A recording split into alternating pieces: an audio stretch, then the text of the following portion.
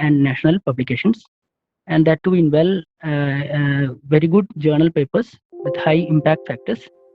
She's having more than 21 years of experience in the teaching. So it's our luck to have such an eminent faculty here to take this session. So on behalf of all of you, I welcome Dr. Bindu Esmoni to take the session. So over to you, ma'am.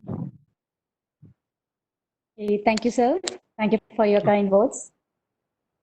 And before getting into the session, I would like to thank the ASAP coordinators, Ashish, Mr. Ashish, Subin sir, Lakshmi ma'am, and the technical help from Shami ma'am for giving such a opportunity to address the students of the entire engineering colleges at the APJ Abdul Kalam Technological University.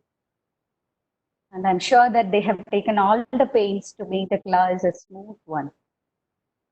So I congratulate all of them for doing their part very brilliantly. So before getting into the session, I would like to share some few words. I'm not sure whether I'm able to do that or not. We all know that we are in a very difficult situation. Some may feel some frustration, some may feel some every sort of problem we are facing. We all know that the medical and police team is working with their full energy and they are saving us the right meaning. Let us all thank them with the deepest concern. Everyone is trying their level best, and government has taken an initiative to help the students through this ASAP program. And we all know that the parents, students, teachers are all facing multiple difficulties. Parents have their own concern regarding their students' life, future. Teachers were having some problem with it because they weren't able to complete the portions, and students don't have enough contact classes. Whatever be the thing, they have to face these university exams, right? So government as well as number of colleges are also having online classes. So I'm so happy to be a part of that one, helping or making the things more clear, even though we are not seeing each other. And welcome, my dear students. I appreciate you, one and everyone, because during this situation itself, you are showing such a concern or such a responsibility to your studies. So welcome one and all. We'll be looking into the portions. We'll see the fourth module. I think all of you or in all the colleges, up to third module might have been completed. Right? So we'll be dealing with the fourth module. And then most probably the first session, the CPU scheduling session will be handled now. Okay, welcome, my dear students.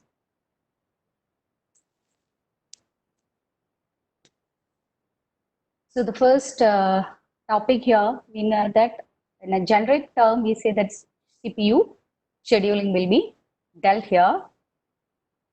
And things which are coming under this, we'll be dealing with only syllabus oriented portions will be covered here, because you have to face your exams in a fruitful manner. So that will be our main concern.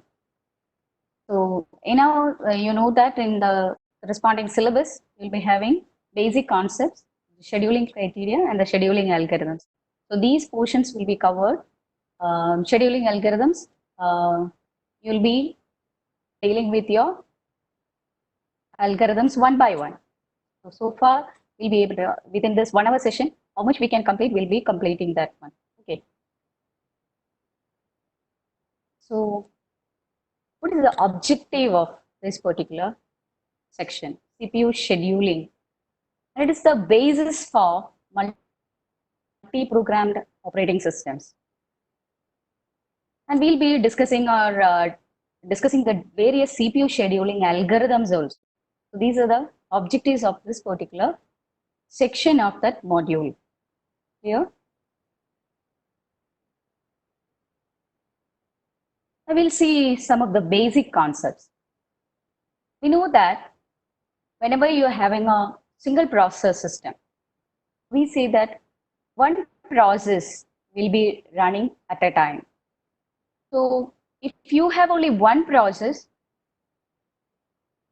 to attend, or the CPU will be attending that process only. Whichever number of processes you have in your system, the others must wait for getting the CPU to execute. So this is a system scenario when you face if it is a single process. So what happens is, let you just suppose there are 5 to 10 processes from P1 to P10 processes are in the system. So then if suppose process P1 is getting, or the CPU is assigned to the first process, it will be executing. And we know that not every time the process will be using the CPU. But sometimes it may go for some IO request also. So during this time, while the process is executing the IO request, CPU is sitting idle. And then we know that the other process also is waiting. Now, when you consider this one, the execution speed of the CPU and our process, when you compare these two, we say that the CPU time is actually wasted there. So, having a great capability, so the waiting time is actually wasted. It is not doing any useful work. So what you can do is, if you make things to be multiple processor, if you can make inside the system, you say that you'll be multi-programming. The systems are multi-programming systems. So we can say that some process will be running at all time. It can be either P1, it can be either P2, P3, P4, whichever be the process, it will be executing. Okay, so for that one, we want to keep several processes inside the memory. Okay, so if in such a situation, 10 process or 5 process, let it be from P1, P2, P3, P4 and P5, be the number of processes. So initially, you just think that P1 is getting CPU and it is getting executed. So just previously, we have seen that there is a situation when P1 goes for, or P1 is going for an IO request, or to satisfy the IO request, P1 is executing, the device request is being handled. So at that situation, if the CPU is kept idle, we know that it is wastage of the utilization. Is it wastage, pure wastage? What you can do is, if there is a method to schedule another process into the CPU so that it also can execute, then we say that while one process waits, always allocate CPU to the other process. Okay, so that means what? One process is executing, it is in the IO burst criteria, and then the other one is second one, that is, let it be P2. P2 is executing, so that we have number of processes waiting there. So when P2 is also getting into the IO request or some sort of interrupts, what you can do is the third process also can be taken into the situation and CPU can be assigned to that one. So what you can say is simultaneously 3 processes are executing. So that means CPU is not at all wasting its time. Every time the CPU will be executing either on behalf of P1, P2 or P3, CPU will be executing. So when you have n number of processes in your system, you say that the degree of multiprogramming is n, and the CPU will be serving one by one. By some scheduling technique, these n processes will be executing, so that the throughput or the output can be increased, and the utilization of the CPU is not actually wasted. It will go for useful work.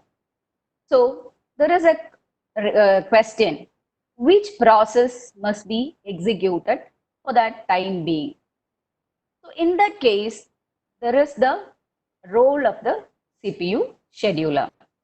CPU scheduler will be selecting or choosing one process from the ready queue, and it will be assigned to the CPU.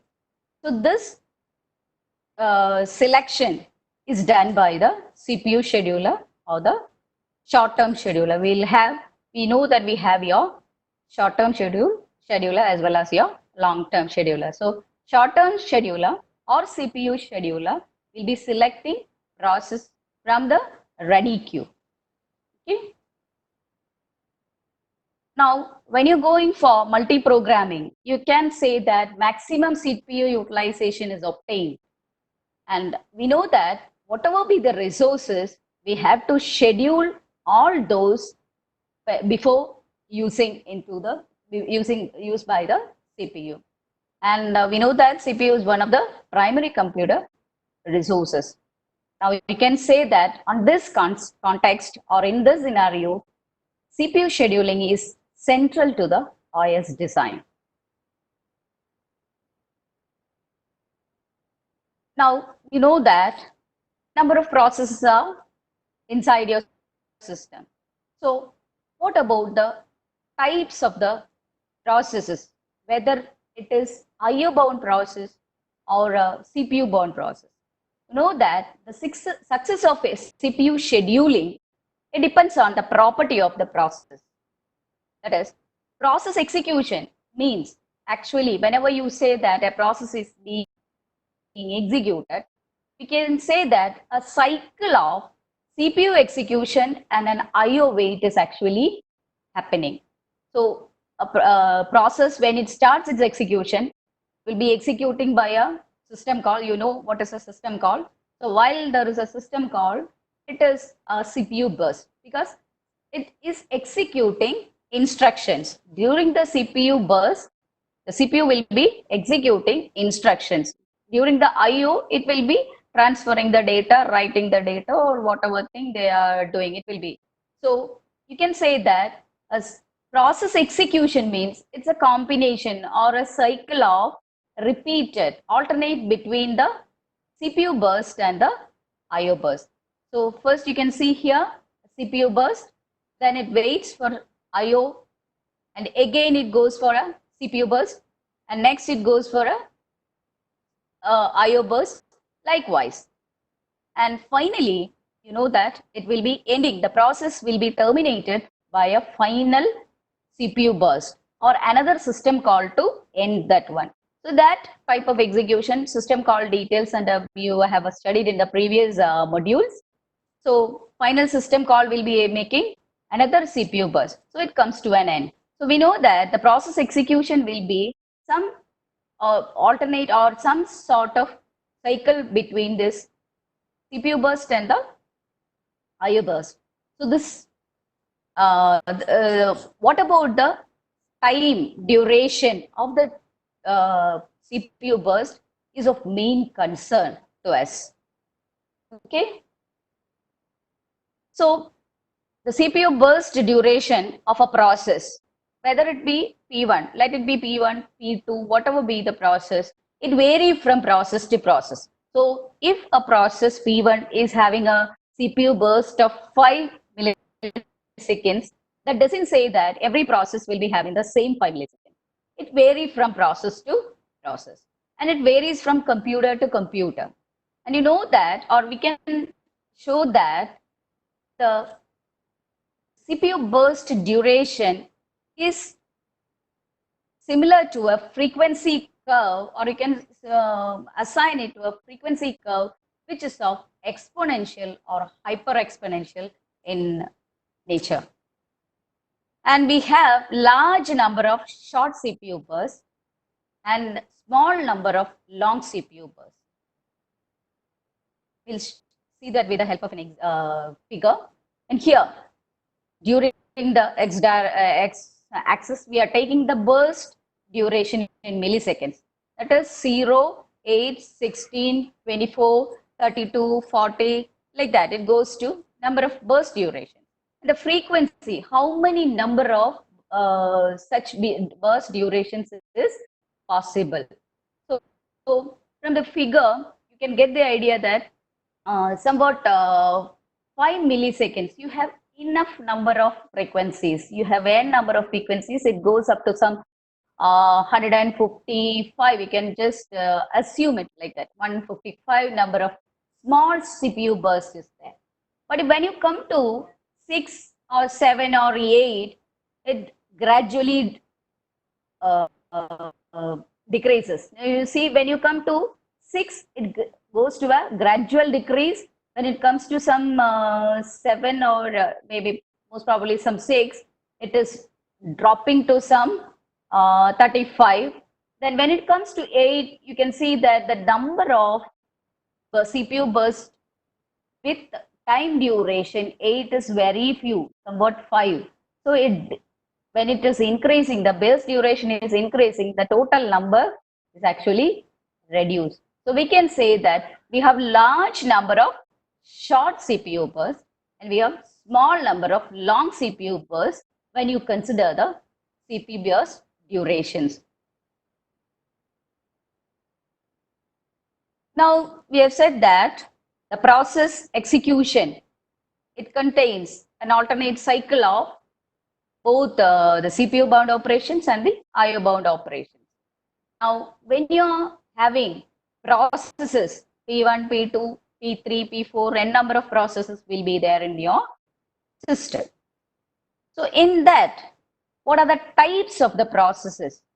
What types regarding the CPU burst duration? We can divide that into two types. We say that some processes will be IO bound processes. This IO bound process, what is the property of this IO bound process? We'll be having small burst of CPU activity. And majority time they will be executing the IO operations. Okay, so small burst of CPU activity and a long and waits for IO means that majority it will be executing the IO instructions. For example, you can say that during the word processor, when you are typing the word processor, you say that you will be entering text into the Word document, is it? So whenever the data is stored or saved, you say that you will need an instruction to save it into the corresponding Word file. So at that time only you need a CPU instruction or a CPU bound process to save that. Otherwise, input-output operation will be going on. So very small burst of CPU activity will be there with this type of processors. That is word processor or so whatever be the other types of things when you're dealing with that side, right? So these are called IO bound processes. And the next one is CPU bound. The second type of process, you say that CPU bound processes. Now, when you say that a CPU bound process, it is hardly having any input output. Mostly it will be CPU activity. That means the process will be having more CPU activities than your IO. Sometimes it may not have any IO operations. If you are having a editor, GCC, using that one, you may be typing your programs or your 3D modeling, computations, n number of things are computed there. So it may not go to some input-output operations. It will be computing, so that it will be having mostly CPU activity. So that means what? CPU-bound operations will be having majority operations will be CPU-bound activities, and if it is IO-bound, the small CPU-bound or CPU burst will be very small. Okay, so these are the two types of processes. But then it is not actually a rigid classification. We cannot say like that. Okay, so there are some variations, and process could be sometimes an IO-bound at one time. Okay, and later it can be a CPU-bound process, or it becomes into such a thing. That is, for some time it will be using their IO devices, then sometimes it may be using the CPU also. So we can say, or we can treat an example to say that MS Excel you're storing. Suppose your class teacher or class tutor is storing the details of students in a Excel sheet. So what happens if there's details of entire students, whether you have some, suppose that 50 students are there and 6 subjects or 5 subjects plus 2 lab sessions, the marks of that one is entered.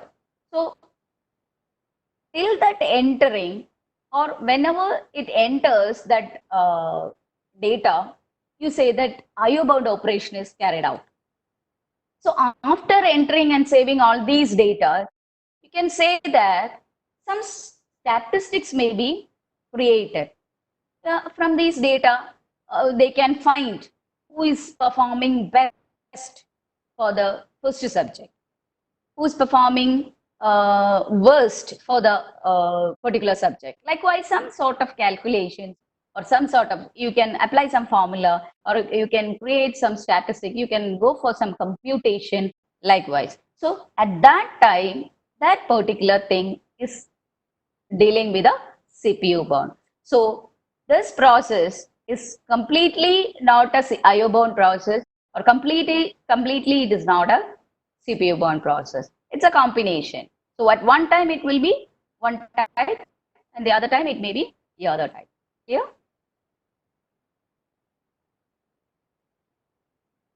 So now we'll see the scheduler, CPU scheduler, and we know that it is termed as your short-term scheduler.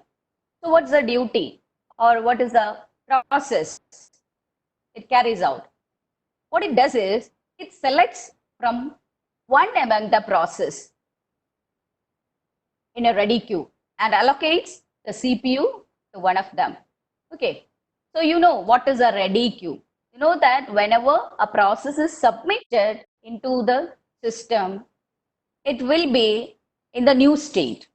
Okay, so when it is selected, it will be added into, or one by one, it will be added into a ready queue. So the ready queue will contain the informations of the processes which are currently available in the system. So suppose PCB 7, that means what? You know that the details regarding a process, it is the PCB, process control block. It contains the registers, so and so informations are available with the process control block. So this is actually stored in the queue. So PCB 7 means the 7th process is now the head of the queue. When you're dealing with queues, you know that the first process arrived will be at the head. Then the next process arrives. Now from the figure it is clear that it is PCB2. That is the second process is following the first process. Now as it is having only 2 processes, the tail will be pointing to PCB2. So it is the end also. Now when you have 10 processes, all the PCBs will be connected one by one and it will be treated as a queue only. Why? Because from the front portion or from the head only you will be selecting, or selection can be in different way. How will you select this process? It is the major concern. Okay. So what about the frequency of the short-term scheduler? How frequent it is being used or invoked? You know that short-term scheduler is invoked frequently. That is milliseconds. So it must be very fast. So when you design the short-term scheduler, you must be very sure that it will be working faster and it will be invoked frequently also. And what about the queue? The queue must be, you can order that in various ways. You can either go for a first in, first out, priority, unordered, ELL, means linked list, whatever be the thing, you can implement the queue by your own way. Only thing is, if you are dealing with a particular data structure, you must be aware that that particular data structure is having its own facilities or some disadvantages are also there. So whichever is suiting, you must select that particular one. Okay, so what is a CPU scheduler? It's the process which from among the processes you will be selecting from the n number of process from the ready queue you will be selecting. Okay. Excuse me, ma'am. Hello. Yeah. നമുക്ക് ഒന്ന് രണ്ട് questions ഉണ്ട്. Hello, കേൾക്കാവോ? നമുക്ക് കുട്ടിയോട് ചോദിച്ചു. First question ഇതാണ്, classification. Does CPU bound means computing the database to get an output? First question. Can you say it once more? Okay. Can you make it in the chat window? No, Q&A സെഷനിൽ കുട്ടികൾ type ചെയ്തിട്ടുണ്ടോ? മാമിനെ നോക്കിയാൽ കാണാൻ പറ്റും. Q&A ഉണ്ടാവും. Q&A എന്നുള്ളൊരു option ഉണ്ടോ മാം? Okay. അതല്ല, in a rigid bound classification, does CPU bound means computing the database to get an output? Q&A, let me. ഇല്ല മാം, ഇത് നോക്കിയാൽ മതി. ഇങ്ങനെയുള്ളൂ. അതായത് in a rigid bound classification, does CPU bound means computing the database to get an output? CPU, once more? I'm not getting. In a rigid bound classification, does CPU bound means the computing database to get an output? So computing here, or the whatever be the thing, whenever you are having a computing environment, whichever process you are having, that is divided into two types. It is not actually a rigid division. I have said it. You usually we will say that either it can be a CPU bound or IO bound. But sometimes when you say that database and all, you know that the entry is all the data will be entered in one side. So while you're doing that entry session, it is actually some sort of input-output operation. Suppose you are taking something from your disk, that is your file is stored in that one. But for the request of bringing that file into the memory, or when you want to deal with that one, you need a CPU bound instruction. A system call is needed there. So at that time, this will be acting as a CPU bound. So once that instruction is done, further it has to transfer the data from the database. So during that time, it is merely IO bound operation. Strictly when you say that in such type of thing, you cannot say that a single process is completely IO bound operation or one is completely. Sometimes it can be completely CPU bound operation if you don't have anything to calculate. But then very few things will be done there. So when you deal with your database, of course, you'll be writing that into your disk. If it is over the net or in your basic system, the data will be written, no? So surely it needs some CPU bound instructions. Okay. ഒരു question കൂടെ ഉണ്ട്. Okay, ഒരു question കൂടെ ഉണ്ട് മാം. In the example showed before, at first MS Excel was input-output bound and later it is figured to be CPU bound. So what is the overall conclusion for that? Is it input-output or CPU bound? Overall conclusion. Yes. I have said it, for the some time, that is during the storage, that is if you are entering the details of student, just think that the details of 50 students, or in SA program, you know that the teachers and the students, which are the mail IDs of that one will be stored, is it? So whenever the information of the students are recorded, you say that it is acting as an IO bound at that time. But when you need some computations, or when you want some statistics, you want to select the students which have scored more than 50 marks. You just think that like that, okay? okay, if it is from 50 marks, you say that you want to find all the students who have passed in a specific subject. Let it be IS. Okay. So those students which are received or got marks greater than 25, all the cells will be taken, and from that one, there is a computation going on there. Is it clear? So while Okay. doing that computation, it will be that process is now being acting as a CPU bound operation or CPU bound process.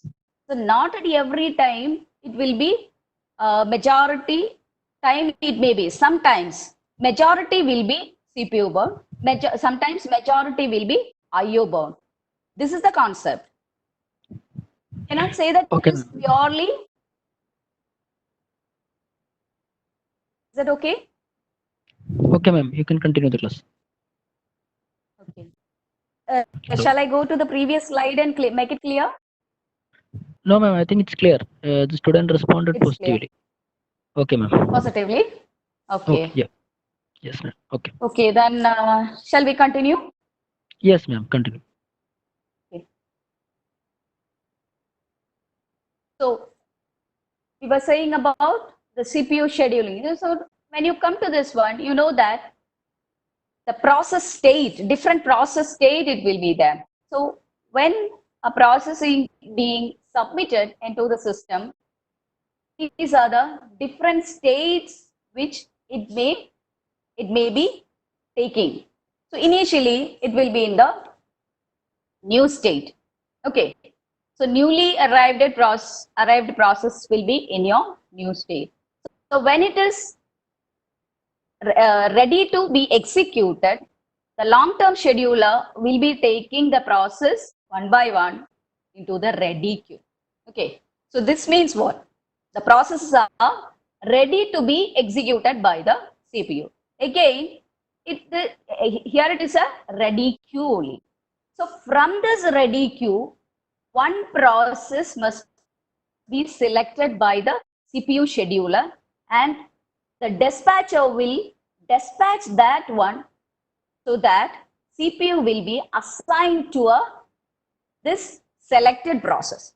So then we say that if suppose P1 is being selected, we say that P1 is in the running state. So during the execution of P1, we know that sometimes there can be an interrupt. Okay. So after dealing that interrupt only, it can be in the execution state. So what it can be done? There will be an interrupt. It goes to the ready queue itself. Okay. This is one situation. So during one interrupt, it can go to the ready queue. Then while running, some sort of, that means running means it is executing with the help of a CPU. CPU is executing on behalf of process P1. So P1 may be having some sort of input-output operations, or some IO or event wait can be there. So in that situation, why this process is made in such a running state? You can make that into a waiting state, and then some other process from the ready queue can be selected and be executed in the running state. So this is where it comes another situation where the currently running process get into a waiting state. After completion of this one, you can say completely the wait stage, that is output operation is completed, it goes to the ready stage for once more getting selected. So maybe at that time P2 is executing. So after a complete execution of the process, something may be terminated. Okay. So these are the different states. This is the entire thing. So what we are dealing with is from the ready queue, one process, that is some process. Which process to select is that criteria, or that selection is done by the CPU scheduler. It will be selecting one, and dispatcher will be putting that into the, or allocating CPU to that selected one. This is the situation. I can see some questions there. Shall I answer now or later? മാം നമുക്ക് Sir? Last 10 minutes answer ചെയ്യാം അതിനുള്ള questions. Okay. Okay. Because in between I found some. Can you explain it again? CPU scheduler. They're asking. Shall I go for once more? Okay ma'am, അങ്ങനെയാണെങ്കിൽ എടുത്തോളൂ, കുഴപ്പമില്ല. Because CPU scheduling is now only I have said it. Okay. But in detail, I can say it once more. Only thing is, CPU scheduler means it is a process which selects one process from the ready queue. Ready queue means it's a set of processes which are ready to be executed. Okay. So whichever process you say, suppose that P1, P2, P3, P4 and P5 are the processes which are in the ready queue. Okay. Which process is to be executed? This is the duty. Selection of that procedure is done by the CPU scheduler. CPU scheduler will be scheduling one process, either P1, P2, P3, P4 or P5, one at a time. It can be selecting. So during one selection, one process will be getting into the running state. Is that clear? And then when that process is running or in execution, all the others are waiting here. Okay. Or in the ready queue. It is in the, not this particular state, it is in the ready queue. Till now, it has not been assigned the CPU at least once. Now, when P1, if suppose P2 is selected as the next process, P2 is in the running state. Then it comes into, so while it is running, we know that there can be some events which will be handled, or it can be some input-output operation. So it comes to the device, it gets into the device queue. In the previous sections, in the previous portions, we have seen that there will be multiple queues. For every device, there will be a queue. One by one, it will be coming into that one. If two processes are there in the device queue, it must wait. Maybe at some time, P2 is getting into the specific device queue. And before, previously, if P3 was already there, it must wait there. So till that waiting time, nothing is being executed, no? So what can we do? While these process is in waiting state, some other process which is ready to execute can be selected. Is it? Right now, here we are having P1, P3, P4 and P5. P2 is being selected and it has been running. And it came into, or it got into the waiting state. And 4 other processes are there. So while this P2 waiting waiting with the IO device, from these 4 processes, one can be selected. Is it? This is the idea of CPU scheduling. Okay.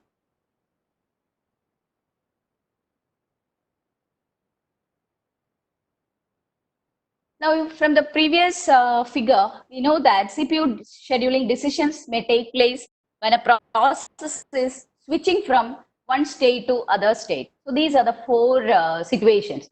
When it switches from running to waiting state, just previously, it is from running to waiting stage. This is a scenario 1. And next situation is it switches from running to ready state. Again, when there is running to ready means if there is any interrupt, it may get into the ready. That is, after the interrupt is finished or treated, it will go into the ready state. Okay. And the third situation, it switches from waiting to ready. This previous one. That is, while the execution, it was asked or it was in necessary of some device or some data. After getting that data, after completing the IO operation, it can get into directly, you cannot go back to the running state. Only from the ready state, the CPU scheduler will be selecting the process. So from the waiting state, it becomes in the ready state. So it will be attached as the at the back or at the end of the queue. It will be coming into the ready queue. So this is the third situation. And the final one, it is terminate. If the running process is completed, what do you say? It will be exiting. So these are the 4 situations where you can go for scheduling. Now, when you are saying that in situation 1 and 4, terminates means what? No more scheduling by this one for this. It won't go for that one. It has terminated. The process has already terminated. And first situation, it is running to waiting state.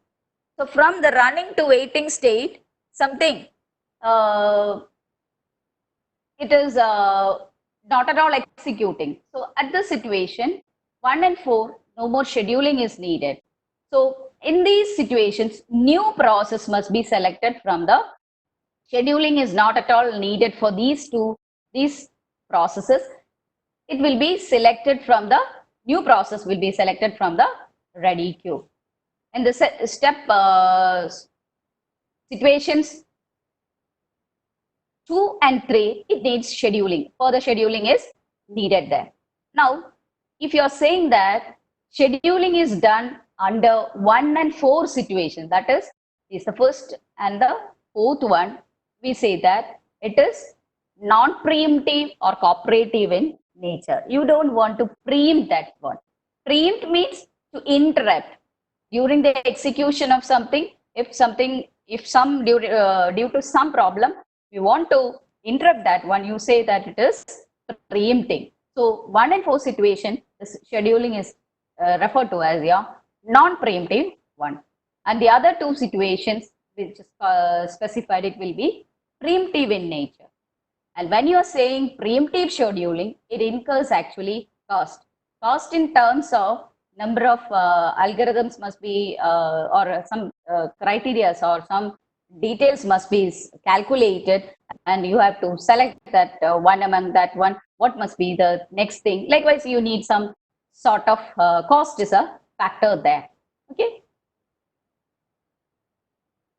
So the 2 types you are saying, that is non-preemptive scheduling and a preemptive scheduling. So once when the CPU is allocated, the process will be keeping it until it releases, either by terminating or by switching to a waiting state. That means what? Non-preemption means it doesn't give up the CPU directly. You cannot interrupt that process by taking off the CPU from it. It has to release that CPU either by terminating. While if it suppose completes the process, then that means what? The process doesn't need the CPU anymore. It is in the terminated situation. So it will be releasing that CPU. Then another situation is switching to waiting state. Waiting state means what? It doesn't need CPU to execute at that time. It needs some IO bound operation. So it doesn't need that CPU. What you can do? You can directly, it will be assigning or it will be releasing that one. So these 2 cases, it will be in a non-preemptive manner. When you say that it is in a preemptive manner, it makes some problems. Preemption means while the process is executing, some sort of preemption is happening. So suppose it results in race conditions. You know what is a race condition? You'll see the problem of access to the shared data. So suppose that a file F1 is shared by 2 processes. Okay. So process P1 is updating the details. Just think about the details of the students is actually updated. Some bonus marks or something is provided for the students. Okay. Those who have submitted the assignments are getting some additional marks. I know that KTU is not at all providing such situations, but for the time being, you just think that you're getting a bonus mark. Okay. So some sort of work, it is being allotted. So students have done it. So those students will be getting additional marks. So it is processing. An update operation is done by process P1. Okay. So suppose 50 students are there. The process, while it is executing, it has updated 25 students' data. And the rest of the 25 is not at all completed. The process is going on. Okay. So in between, if there is an interrupt by the process P2, another process P2 is accessing the same data. Okay. What will happen? It will actually, the second one will be dealing with only the inconsistent data, because some data is being changed, some is not changed. So we say that since the activity is not completed, we say that the data is in an inconsistent state. So access to a shared data may sometimes maybe it may result in some race condition. And one more thing is, it may affect the design of OS kernel. Now we know that there are two modes for the execution, the user mode and the kernel mode. Now when the user is executing, the CPU will be executing on behalf of the process or the user. When it is executing, when system calls are being done, you know that the system calls will be executed only in the kernel mode. Okay. So while one process or one system call is being executed, if any preemption occurs there, what will happen? When you want to prevent or preempt that kernel mode, system calls executed half, changing some internal data structure or some important kernel data structure, it will be modified. No, so in between, it will be we cannot predict the situation. So for that one, we don't usually preempt that type. We will allow the system call to complete, or we'll if something IO request is made there, that will be deferred to some time. That will be happen only after this execution of the system call. So preemption is not at all allowed there. Now, in some case, another case will be interrupts occurring during crucial OS activities. During the OS activities, that is, while it is in the kernel mode, if there is any interrupts occurring, it's not at all tolerable. It makes difficulty.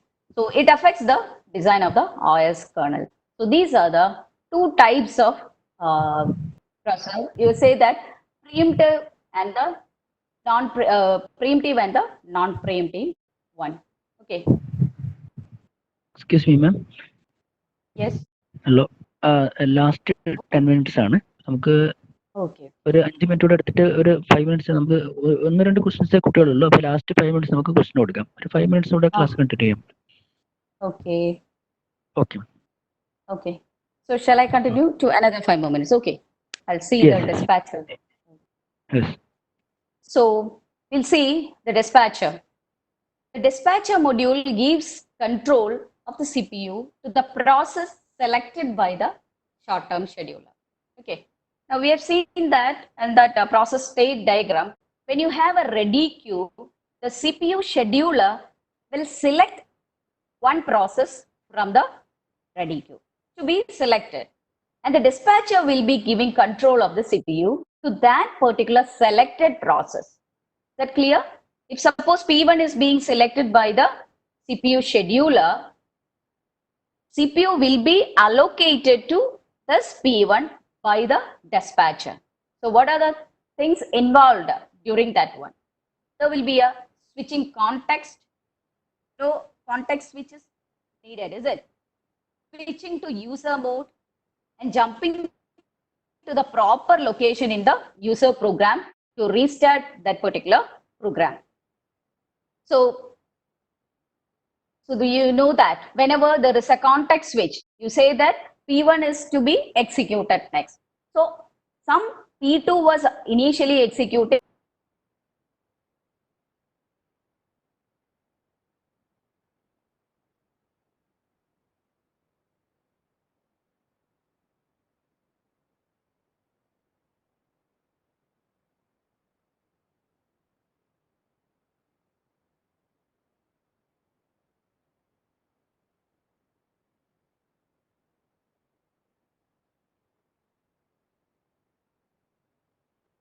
Have we lost ma'am's voice? ഒന്നും കേട്ടിട്ടുണ്ടായിരുന്നില്ല, എന്തോ ഒരു പ്രശ്നം പറ്റിയിട്ടുണ്ട്. If there is a context switch between P0 and P1, കേൾക്കാമല്ലോ. if the switching is between P0 and P1, we say that P0 is hello. Ma'am, voice adiki break ആയിട്ടുണ്ട്. Hello. Hello. Yeah, ma'am. ഇപ്പൊ കേൾക്കാം. Ma'am, you can continue with the session. Hello. Okay. So suppose that P0 and P1 are the two processes. We want to go for a context switch. That is, new process which is coming is P1. And you want to save the state of P0. So you will state the state of into the PCB 0. And then at that time, what happens to that process? It is coming to an idle state. Okay. Now, till that moment, P1 was in the idle state. Process P0 was executing. It saved the state into the corresponding PCB. It's on PCB. So, while that time, process P1 was idle. So, when you want to load the state from PCB1, it will reload the state from PCB1. PCB1, that means process P1 is executing. After completion of this execution, whenever it goes for some other input output or some interrupt, the state of that PCB must, or that process must be saved into the PCB1. So this is the execution. One time process P1 will be executing. Next time when it wants to execute, the state of the running process must be saved and the new state of the new process must be brought here. So this is actually called your switch, that is context switch. So you must go for that. Short-term scheduler will be dealing with the context switch. Then switching to the user mode, the control will be given to the user mode from the kernel mode. And then you want to jump to the proper location where the user program to restart that one. We may be in execution in middle of some program, is it? So suppose we are completed 50 lines of code has been. So the next instruction to be executed will be the 51st line. So we want to jump onto the proper location. Okay. So this is the things which were done by the dispatcher. And the dispatcher should be very fast and it will be invoked during every process switch. Now, the time taken for the dispatcher to stop one process and start another running is called actually the dispatch latency, the time used for that one. Okay. So this is the CPU switch from process to process. We have seen that one. And the next section, it is the scheduling criteria. It is the major or these are all the intermediate things. So as the time is already finished, Subin sir have asked me to take only 5 more minutes. I'm not getting into the scheduling criteria that we'll see in the next session. Subin sir? Okay, ma'am. Okay, ma'am. നമുക്ക് 2 questions ഉണ്ട്. ഒന്നെന്ന് പറഞ്ഞാൽ, can you explain if possible with an example why a program in some case is moved to the ready case from running case instead of waiting? Instead of waiting, it goes into the ready, is it? Yeah. Why a program in some case is moved to ready case from running case instead of waiting? Okay. Suppose you're having some interrupt. You're saying in between, you say that during the, if a code is written, okay, in a program, input output, the waiting stage means, say that open a file, okay, open that file, take the contents from that one. So that means what? It is input output operation. So there is, after the direction or instruction to get into the corresponding address location where the file is stored, you need a system call to do all those things. Open file. After that one, you don't need that CPU. So this situation, it is getting into the waiting state. Okay, is it clear? And when you say that from running to interrupt, that is ready state, is it? Am I sure, sir? When it comes to the running to the ready state. Hello? So this situation, you say that if during the execution of process, in some sort of interrupt is being done there, it can be software interrupt or it can be a hardware interrupt. Whatever be the situation, this interrupt must be handled. It can be a division by zero. You can go for that one. It is during the calculation, that one, any sort of software interrupt or any sort of hardware interrupt may get into that back into the situation. Okay, it is clear Is it for the clear? student. It's clear. Okay. One more question. It's referring Yes, to the sir. slide one. Slide one. It is Slide referring to one. slide one. Is it a single processor system or a single process system like DOS? First one is the title. The second slide it Hello. is. Is it actually referring to the slide one? കുട്ടി അങ്ങനെയാണ് ഇട്ടത്. ഇനിയിപ്പോ കുട്ടി സ്ലൈഡിന്റെ number തെറ്റിപ്പോയതാണെന്ന് അറിയില്ല.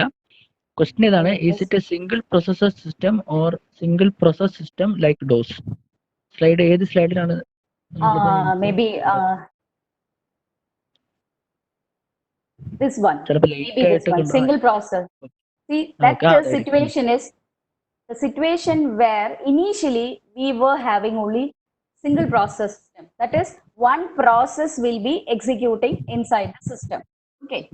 We were not at all coming into the multi-programming stage. Multiple processes are not at all dealt. From Windows 95 only we have received the preemptive case and all. So only one process will be executing. So in that situation, only after the entire completion of the process, second process will be taken into the situation.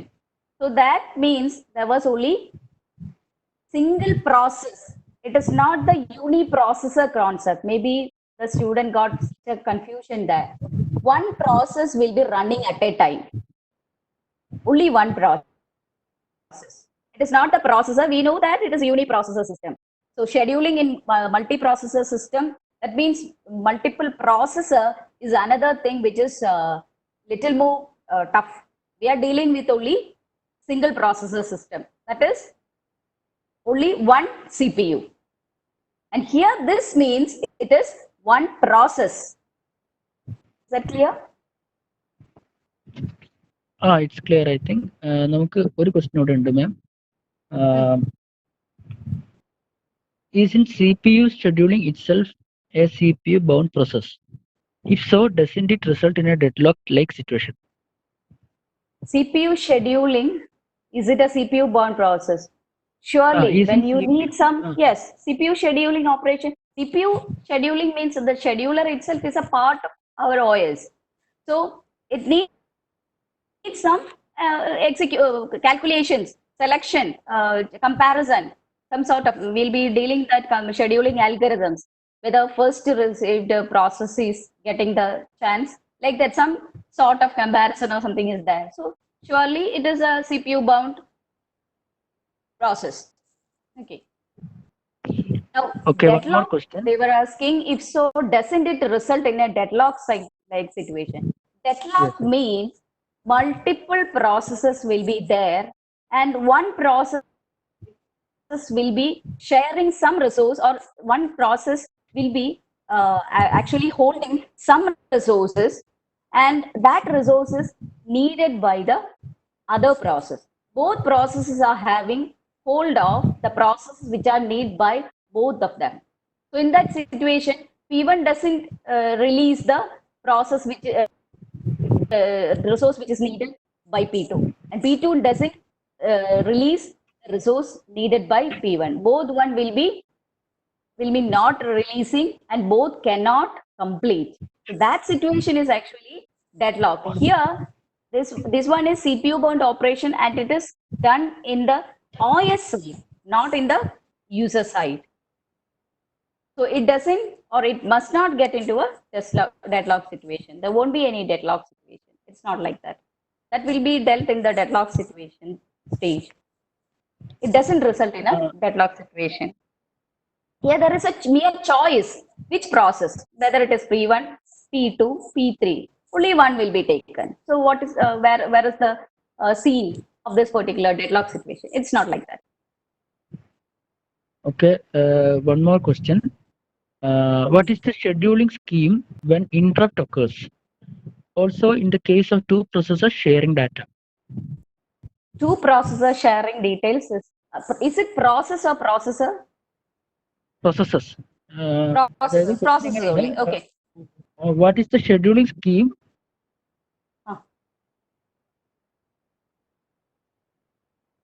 Sir? Hello, I can't hear you. Hello?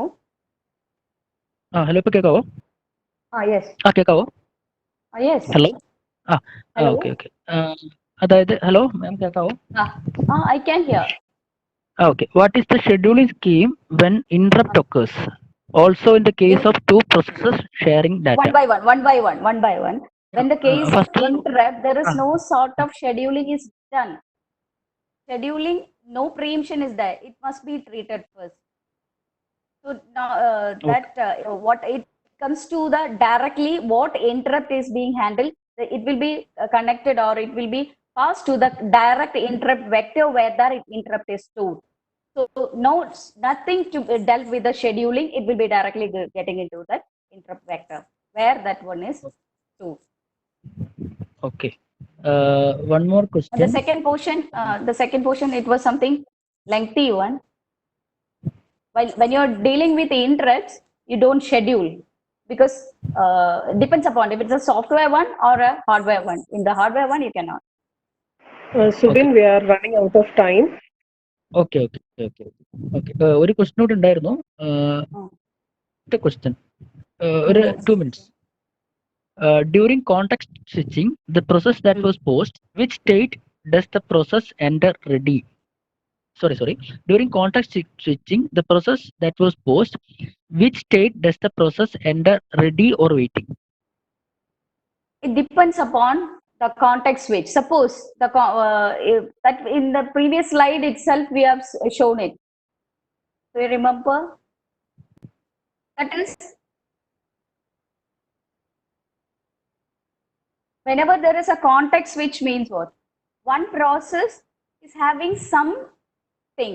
Either if it is an IO, because of the IO, it has been interrupted, or there is it comes into the waiting state. It can, if it is an interrupt, it directly gets into the ready. That is, after the interrupt, it will be coming into the ready. It depends upon what happened. Depends upon what was the context of the context switch. Is that clear? Okay, ma'am. While Okay. executing. Yes, it's understood. Okay. The student responded positively. Okay, ma'am. We will wind up the session here. So it was a very informative session, and thank you. And it was on behalf of ASAP and all the students here, we thank you. Okay, ma'am. Thank you. Okay. Thank you very much, dear students. I'm not sure whether I was able to satisfy your needs. Later, if you have any comments, please let me know that also. Any changes Sure, ma'am. for the next section? Sure. Now we will inform you, ma'am. Next week we'll be having one more session. We will have the continuation of the same class. Yes. Okay, ma'am. Thank you. So shall I leave? Yes, ma'am. Thank you all. Thank you. Okay, the coordinators, I thank one and all. Thank you, ma'am. For helping. Okay. Thank you, ma'am.